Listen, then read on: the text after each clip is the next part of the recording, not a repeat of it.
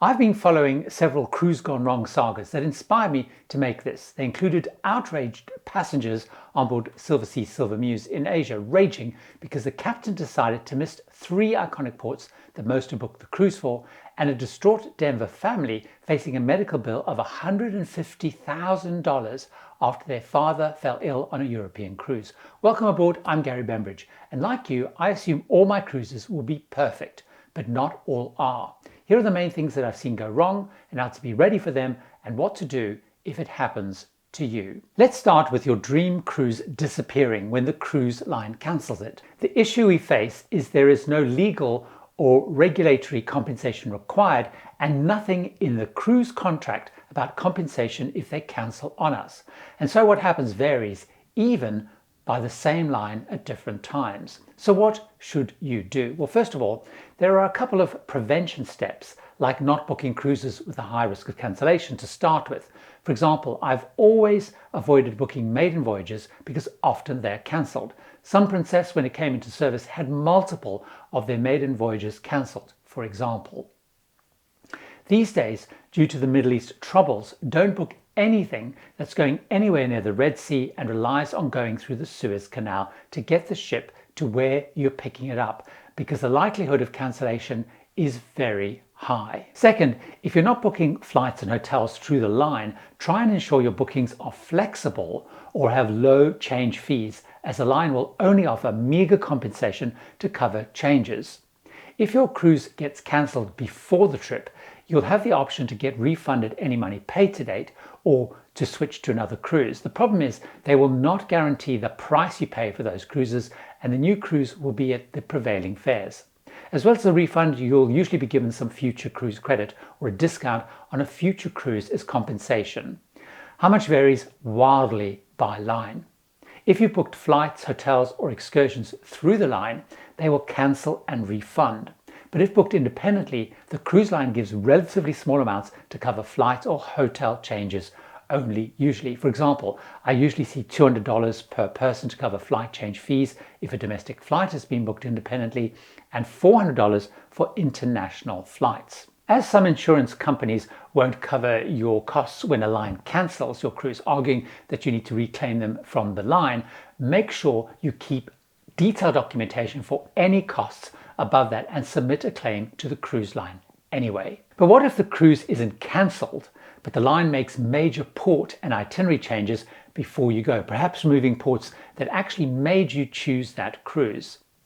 Unfortunately, the cruise contract that you agree to when you book your cruise allows them to make changes without any right for you to cancel or receive compensation if they do.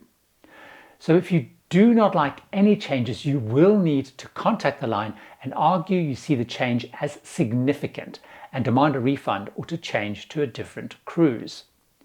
You should, of course, be in a stronger position to get compensation if ports are cancelled or changed during the cruise, but only if it's due to a cruise line issue like mechanical problems and not weather, unrest or safety reasons. If it is weather-related change and a port is skipped by the captain for safety reasons, you should expect a standard very little in return. You often get or can ask for port fees to be refunded, but lines generally will not offer anything else and will resist requests for compensation. But if it's a mechanical issue, then as there's no set agreed compensation, expect an offer of some kind and do push back if you think it's not acceptable. I've seen lines increase compensation if the bulk of passengers demand more during the cruise. In that Silver Muse example I mentioned, the ship actually missed ports due to a propulsion issue, so the captain decided to sail direct to Singapore to get it seen to. Passengers were in the end offered future cruise credit for the number of days they missed in those iconic ports. The ship, by the way, had to drop the ports because it needed to make its way to Singapore for assessment and repairs. They also, by the way, arranged excursions without any charge for the extra time spent in Singapore. Now, three things to note here. As there's no set agreed compensation rate, you will need to decide if any offer is appropriate. Secondly, don't book a cruise based on an absolute must-go-to port. There are too many variables and reasons you may not get in on a cruise. If there's a place you absolutely want to see, a land-based trip rather than a cruise may actually be a safer option. And thirdly, Some insurance policies in some countries will include missed port cover, and if you have that, make sure you get a letter from the ship to prove a port was missed. The next nightmare issue where things can go wrong is passengers being refused boarding, and it happens more than I had realized. I covered this in detail in a recent video, but want to warn you that the main reason for being denied boarding is passengers not having the right documents. The key one being a passport. Many USA cruisers are used to being able to cruise out of the USA to the Caribbean and Alaska with their birth certificate and picture ID, like a driving license, for example. However, many have often fallen foul going on, say, a Panama Canal cruise, forgetting that these call into countries that will require a passport. Recently, dozens of people were refused boarding a Princess Cruise Panama cruise out of Port Everglades. And what makes it worse is many had called Princess to check if they needed a passport and been told they did not. A couple this week told me they were denied boarding a Queen Mary II transatlantic from the UK because they hadn't got a USA ESTA visa, which UK residents need to get into the USA. They were upset because they said Cunard hadn't told them they needed one. So the learning is to avoid being denied boarding for the wrong documents. You must take control and you must check and do not rely on the cruise line. What should you do to make sure this doesn't happen to you? Always cruise with a passport, even if it's not needed. Because even if you get disembarked in the Caribbean off a cruise, like when Norwegian Encore ran aground there, or you need to get home, say, for an emergency, you're going to need a passport to be able to fly into the United States. Check entry and visa requirements for countries on sites like the UK Foreign Office and for USA residents, the US State Department Travel Advisory site. And remember, things keep changing. For example, Europe and the UK are introducing ESTA visas like the USA and Canada have currently for foreign visitors. If you ever get refused at a port because you haven't got something like an ESTA, go online and apply there and then, because some of them get approved and issued immediately or within an hour or so, and so you may still be able to board your ship. Next, something I actually fear is getting back exploring a port and finding the ship has left without me. Like with the other nightmares, some preparation is actually the best way to avoid this happening. So first of all, I check my phone and watch on ship time, so I know what time that the ship is on that I must work to. Usually, of course, that will be the same time as in the port. I do not rely on my phone changing time automatically. On a cruise, I always set the time zone manually. I take a photo as I leave the ship of the board with the audible time to remind me when I'm out and about and want to check. I consider taking a cruise line excursion because they will usually wait if those are delayed, or the cruise line will get me to meet the ship at the next port at their cost if they do end up sailing without me. I always get off the ship with the details of the port agent and ideally my local embassy. Those are normally within the cruise daily program, or some cruise lines have it in the app. So I take a screenshot of that in the app, a photo of the daily program, or I just actually take the whole program with me when I head off in port.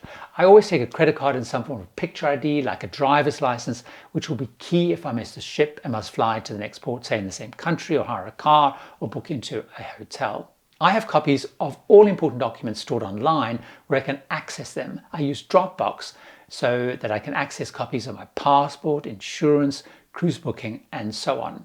The other thing that I never go into port without is a phone, and often with a charger as well. But even with all that in hand, what if you do get left behind? First of all, contact the cruise line port agent as soon as you can, and especially if you're running late, because they can often have a discussion with the captain to see whether there are any opportunities for the ship to wait for you, or they will start to make plans if they know the ship can't wait. The port agent will liaise with the ship on the next best port to meet up with the ship, and they will give you some guidance on how to get there. They nor the cruise line will make those arrangements for you, nor will they cover any costs for you to get to the next port. It is possible in some cases the line will give the port agent your passport, especially if they're holding it, as they have to do in some regions of the world. Or occasionally, if they know that you're late and you'll need a passport to get to the next port, they may access your safe to recover it. If you decide you're not going to try and catch up with the ship, the line will of course pack up and ship your belongings, but at your cost. Let's talk about an unfortunately common nightmare these days, and that is if your luggage doesn't arrive with your flight to join a cruise. It has happened to me.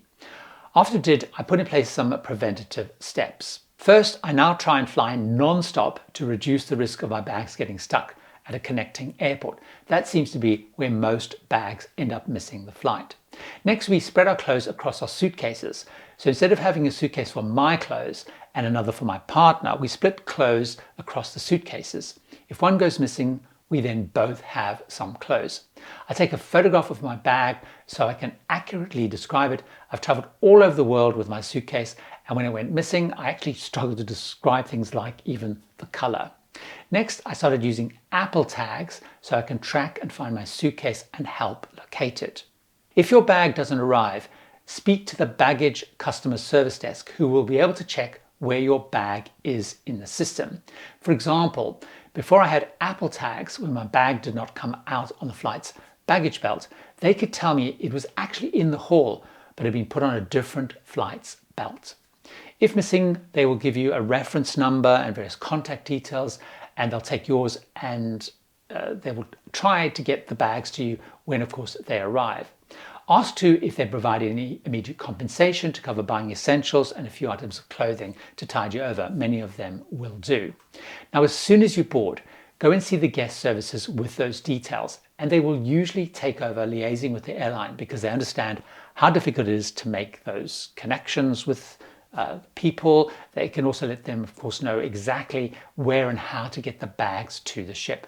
I found that when my bags went missing, that took away a lot of stress, and my bags did arrive at the ship the next day, and we actually had an overnight, so it was even easier in that case. If you need to buy any clothes to cover you, of course, keep any receipts because you'll need that to make an insurance claim. The next thing where your cruise could go wrong is if you fall ill or injure yourself whilst on the cruise or even in the ports. What should you do and expect if you find yourself in this particular situation? Again, preparation could help. I always take a first aid kit to cover the basics with me, like painkillers, antidiarrheals, seasickness, band-aids, and so on, which could and should address everyday issues.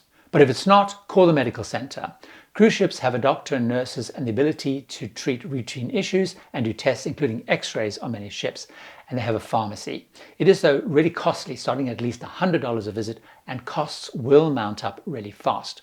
Now, even though you can claim back from your insurance by submitting the bill after the cruise, you will have to pay the cruise line before disembarking the full amount due. The medical center's job is to stabilize people and deal with minor issues. If you've got something more serious, they'll either disembark you in hospital at the next port, or if it's serious, they'll arrange for a medevac by helicopter or by some sort of boat. That is why it's essential to have insurance and make sure that you're adequately covered.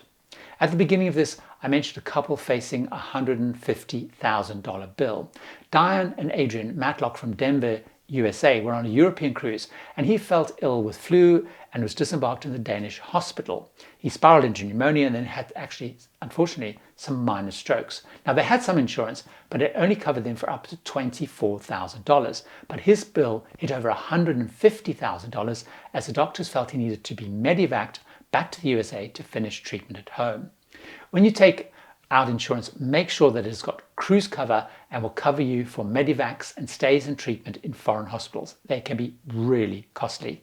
If you're feeling seasick, the cruise line will normally provide you seasick pills for free at guest services, and if that does not work, the doctor can prescribe or give you an injection. If you have the symptoms of norovirus, like diarrhea, you can't buy antidiarrheal products from the ship shops, because it's a flag for either COVID or norovirus. So you can only get those from the medical center.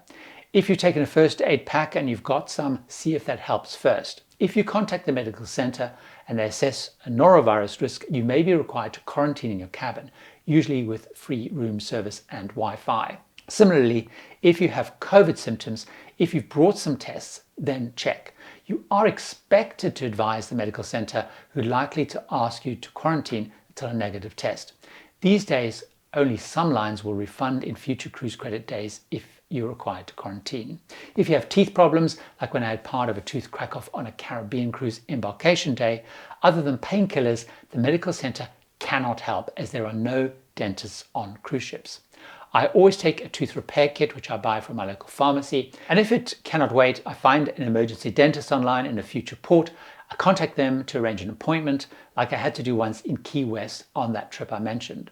I mentioned earlier there are many reasons people are denied boarding, so join me over in this video to find out what they are and what you can do to avoid all of them. See you over there.